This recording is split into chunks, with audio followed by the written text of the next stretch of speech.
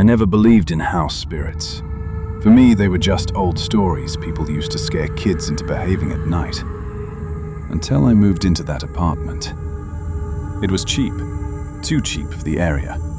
Old building, cracked walls, a strange smell of wood and dampness. The landlady barely asked any questions, just one. Right before handing me the keys, she said, "Don't leave dirty dishes in the kitchen corner overnight."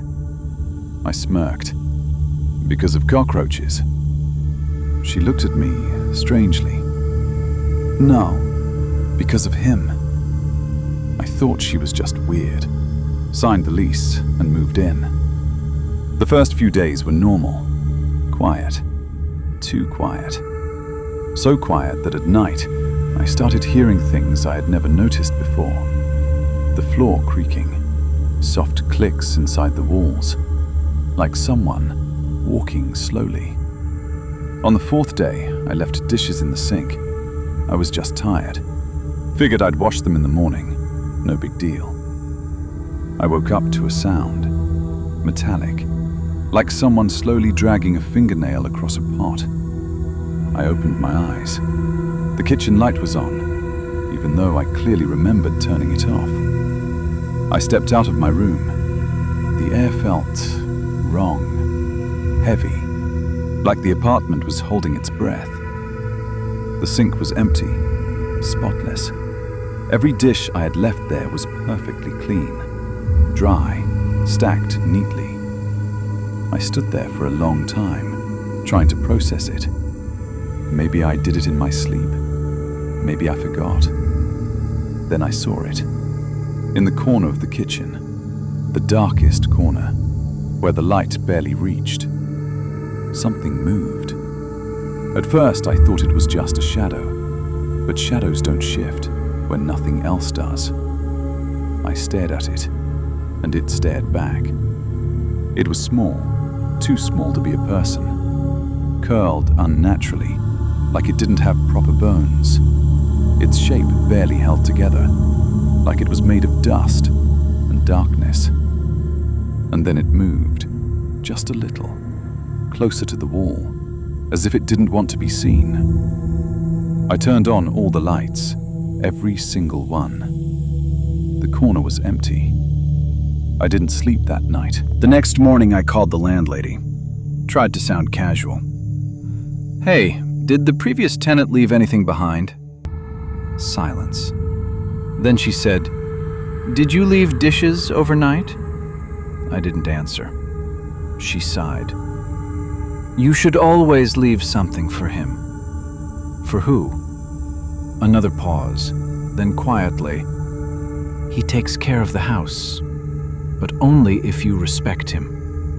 I almost laughed, but something in her voice stopped me.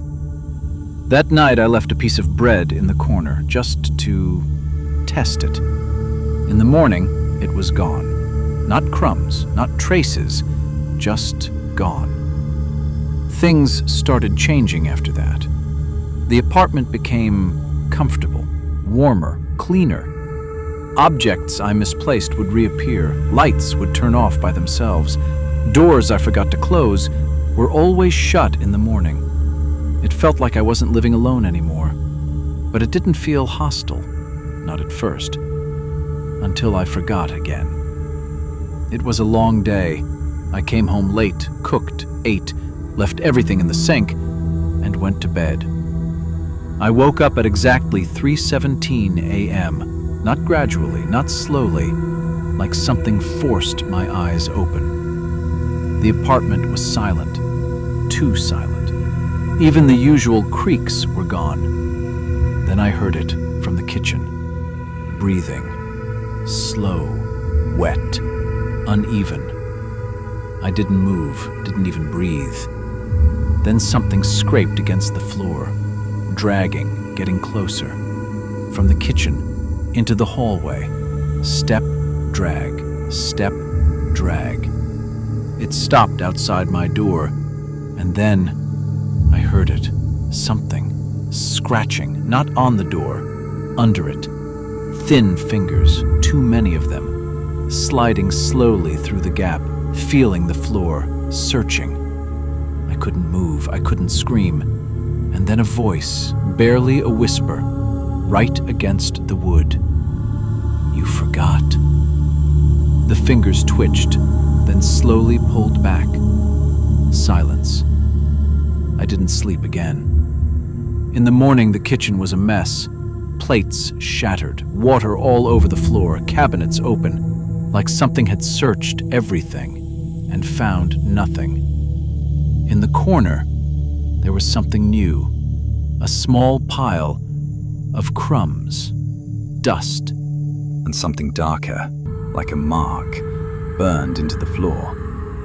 I never forgot again. Every night I leave something. Bread, milk, sometimes sugar.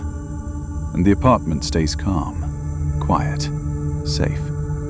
But sometimes I wake up in the middle of the night and I see it. Not in the corner anymore. Closer. A little closer each time. Watching, waiting. And last night, I heard it again.